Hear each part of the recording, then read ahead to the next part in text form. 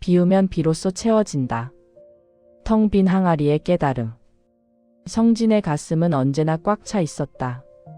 하지만 이상했다. 가득 차 있는데도 왜 이렇게 텅 빈 것 같을까? 그의 마음속을 들여다보면 감사나 기쁨 같은 것들은 찾아볼 수 없었다. 대신 불안이 가장 큰 자리를 차지하고 있었고 비교가 그 옆에 붙어 앉아 있었다. 후회는 구석에서 웅크리고 있었고 욕심은 틈새마다 스며들어 있었다. 성진은 객관적으로 보면 괜찮은 삶을 살고 있었다. 가난하지도 아프지도 않았다. 안정적인 직장에 먹고 살 만한 여유도 있었다. 그런데 왜일까? 뭔가 부족해. 이유도 모른 채 그는 매일 밤 이 말을 되뇌며 잠들었다. 1장. 산속절로 가는 길. 어느 봄날 마을 사람들이 수군거리는 소리가 성진의 귀에 들어왔다. 동쪽 산 깊은 곳에 있는 절. 거기 계신 노스님이 사람 마음을 꿰뚫어 보신대. 한 번만 배워도 인생이 달라진다던데.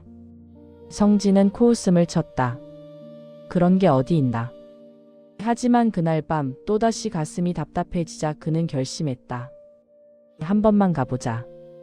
뭐라도 달라지면 좋고 안 되면 산책이라도 되겠지. 다음날 새벽 성진은 산길을 올랐다. 길은 생각보다 험했다. 돌부리에 발이 걸렸고 가파른 비탈에 숨이 찼다. 하지만 이상하게도 걸을수록 가슴은 조금씩 가벼워졌다.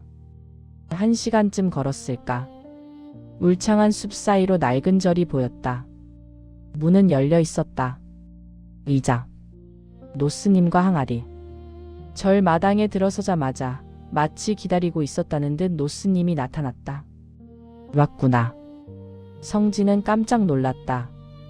노스님은 그를 본 적도 없는데 마치 오래 알던 사람처럼 말했다.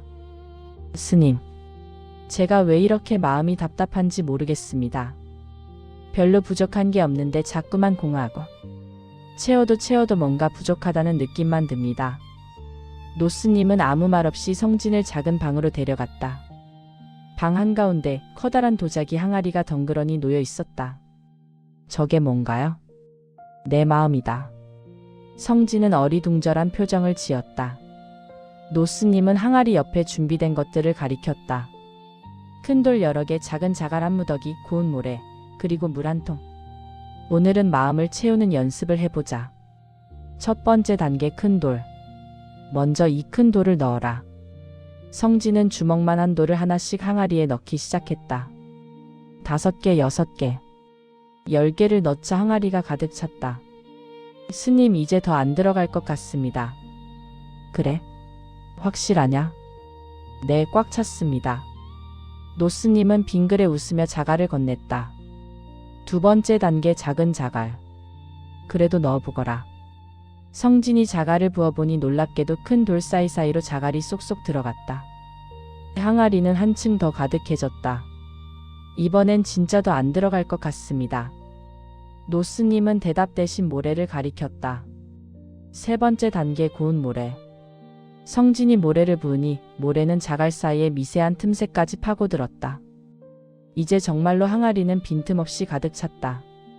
스님, 이제 정말로 물을 부어라. 예? 물을 부어보거라. 반신반의하며 성진이 물을 부었다. 놀랍게도 물은 모래 사이를 적시며 모두 들어갔다. 항아리는 완벽하게 가득 찼다. 성진은 넛을 잃고 항아리를 바라보았다. 스님, 이게 제 마음과 무슨 관계가 있는 건가요?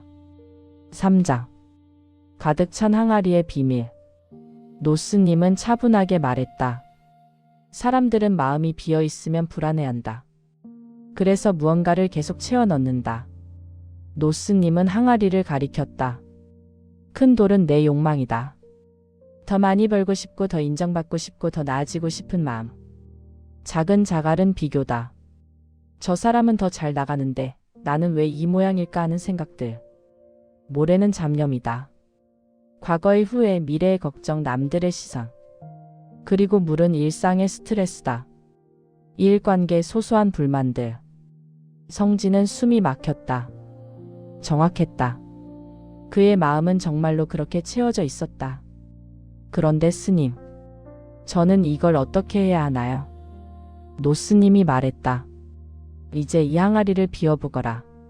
사장. 비울 수 없는 마음. 성진은 큰 돌부터 꺼내려 했다.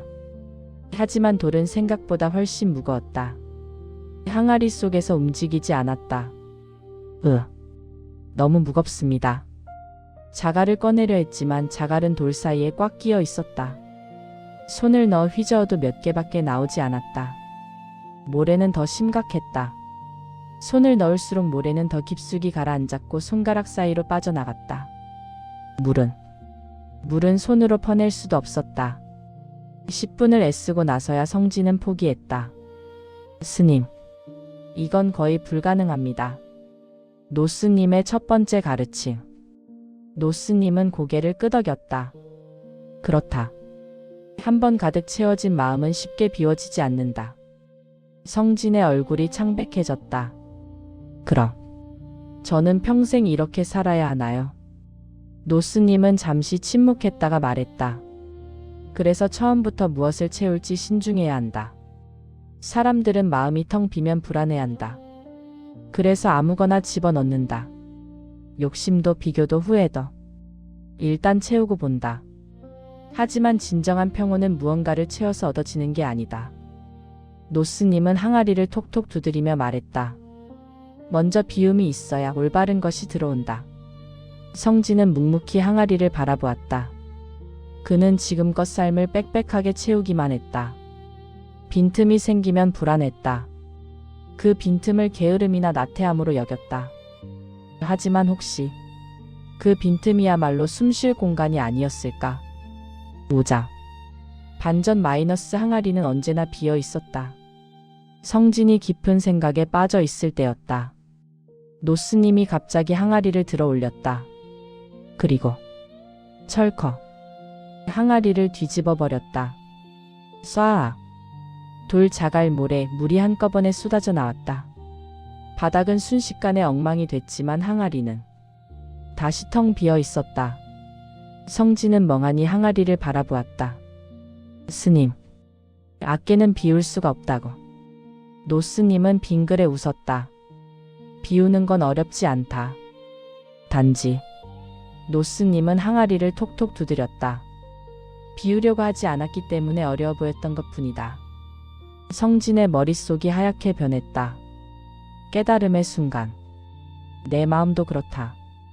노스님은 계속 말했다. 비우려고 마음먹는 순간 무겁다고 느껴지던 것들이 실은 그렇게 가벼운 것이었음을 알게 된다. 성진은 무릎을 꿇었다. 그럼 제가 지금까지 붙들고 있던 것들이 내가 스스로 붙들고 있었던 것이다. 욕심도 비교도 후회도 모두 내가 놓지 않고 있었을 뿐이다. 노스님은 텅 빈 항아리를 가리켰다. 항아리의 본질은 비어 있음이다. 그 비어 있음 때문에 무엇이든 담을 수 있다. 마음도 똑같다. 마음의 본래 성질은 텅 비어 있음이다. 기쁨도 슬픔도 욕망도 전부 지나가는 손님일 뿐. 성진의 눈가가 뜨거워졌다. 지난 몇 년간 그를 짓눌렀던 무게가 사실은 그 자신이 만들어낸 환상이었다는 걸 깨달았다. 6장. 첫 번째 돌을 내려놓다. 그날 밤 성진은 절에 머물렀다. 작은 방에 홀로 앉아 그는 자신의 마음을 들여다보았다. 내 마음 속에는 무엇이 들어있을까? 하나씩 떠올려 보았다. 남들보다 뒤처지면 어쩌지?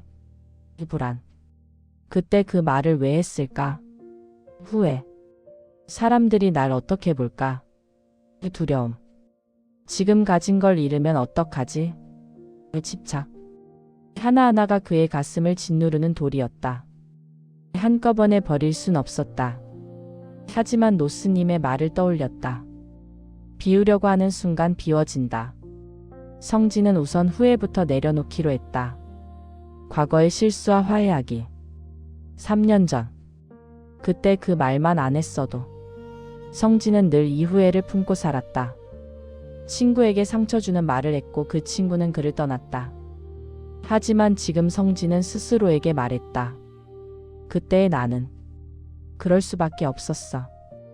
그때의 내가 알고 있던 게 그게 전부였고 그 순간에 나는 최선을 다했어. 그때의 나를 지금의 나로 평가하지 말자. 그 말을 하자.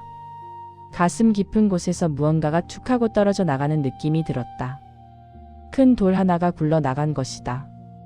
성진은 눈물을 흘렸다. 하지만 그 눈물은 슬픔의 눈물이 아니었다. 가벼워진 마음이 흘리는 해방의 눈물이었다. 7장 노스님의 마지막 가르침. 며칠 뒤 성진은 노스님에게 말했다. 스님, 후회 하나를 내려놓으니 마음이 조금 가벼워졌습니다. 하지만 아직도 불안하고 완전히 비워진 느낌은 아닙니다. 노스님은 차를 따르며 말했다. 항아리가 완전히 비어 있어야 하는 건 아니다. 응? 중요한 것은. 노스님은 찻잔을 들어 올렸다. 채우는 속도보다 비우는 속도가 더 빠른 삶이다. 평생의 수행. 성진은 흠칫 놀랐다. 그 말은 앞으로도 계속 채워진다는 뜻인가요? 노스님은 고개를 끄덕였다. 사람이 살아가는 한 욕심도 생기고 걱정도 생기고 비교도 생긴다. 그것을 없애려고 애쓰는 게 도가 아니다. 노스님은 찻잔에 차를 한 모금 마시고 말했다. 삶은 계속 들고 놓는 과정이다. 중요한 건 놓지 않고 들고만 있지 말라는 것이다. 성진은 그제야 깊이 이해했다. 완벽하게 비워야 평온한 게 아니다. 불필요한 것을 계속 내려놓는 연습이 지속되는 삶이 평온한 삶이다. 8장 집으로 돌아가는 길. 성진이 절을 떠나는 날, 노스님이 문 앞까지 배웅을 나왔다. 잘 가거라. 스님, 감사합니다. 성진은 깊이 절을 했다. 산길을 내려오는 동안 성진의 가슴은 이상하리만치 가벼웠다. 가방의 무게는 그대로였지만 가슴의 무게는 확연히 줄어 있었다. 그는 걸으며 깨달았다. 내가 찾던 평온은 새로운 것을 채우는 데 있지 않았구나. 이미 충분한 삶을 살고 있었는데 그걸 보지 못했던 거야. 산바람이 부드럽게 불어왔다. 마치 마음속 남은 먼지까지 털어내는 것 같았다. 9장 달라진 일상. 며칠 뒤 성진은 일상으로 돌아왔다. 같은 집, 같은 직장, 같은 사람들. 하지만 모든 게 조금 달라 보였다. 아니, 달라진 건 세상이 아니라 성진 자신이었다. 어느 날 후배가 물었다. 선배, 요즘 왜 이렇게 얼굴이 밝아요? 뭔가 좋은 일 있어요? 성진은 빙그레 웃으며 대답했다. 아무것도 바뀐 게 없어. 그저 마음의 항아리에서 돌 하나를 비웠을 뿐이야. 후배는 무슨 소리인지 몰라 고개를 갸웃했지만 성진은 그저 웃었다. 에필로그. 당신의 항아리는 어떤가요? 우리는 매일 마음을 채우기 위해 애쓴다. 명예, 돈, 인정, SNS에 좋아요. 채워야만 안정된다고 믿는다. 하지만 불교는 말한다. 비우면 비로소 채워진다. 마음의 항아리는 비어있을 때 가장 가치 있다. 텅 빈 마음은 어떤 것도 담을 수 있는 가능성의 공간이다. 오늘 하루 마음의 돌 하나만 내려놓아 보자. 누군가와의 비교, 과거의 후회 하나, 미래의 불안 하나, 남의 시선에 대한 걱정. 그 작은 비움이 당신의 마음을 가볍게 하고 당신의 삶을 새롭게 채울 것이다. 항아리의 본질은 비어 있음이다. 그 비어 있음 때문에 무엇이든 담을 수 있다. 마이너스 끝 마이너스.